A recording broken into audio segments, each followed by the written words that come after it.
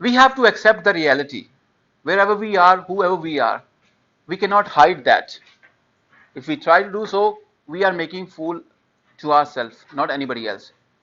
We accept that we are right now going through the struggling part, but that's not where journey ends. This is where actually journey starts. I really appreciate whoever has stood up and going to contribute and contest for this contest. You guys are the winners. Let me give you a small story, a real story.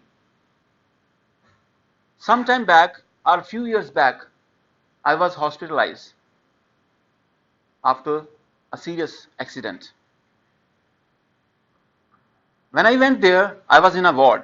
There are so many patients in hospital. Some are old, some are young, different problems, different stories. When you are staying there for some time, you interact with people to understand their problem and share your problems. Some people come and go, some people stay there. But this is what happened with me when I was discharged from hospital. Few people came to me and they were asking, how did you get released so early, even before us? Your problem was even severe than us. And this is the reality I'm telling you. The film or the story behind is the motivation of the family and the self-determination, and I mean it. They had the motivation from their family members as well. People used to come and cheer them. Hey, come on, no problem, you can do that. Inshallah, you will be recovered very soon and you will come back home. Same thing happened to me every single day. Relatives came, family members came, they motivated me. No problem, this is part of life. You are alive, you are blessed. It's okay. This is what happens with people. No problem.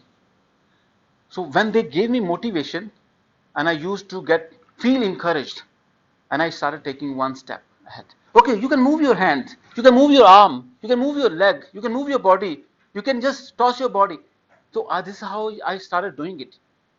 That was the reason I was able to get discharge certificate before these people.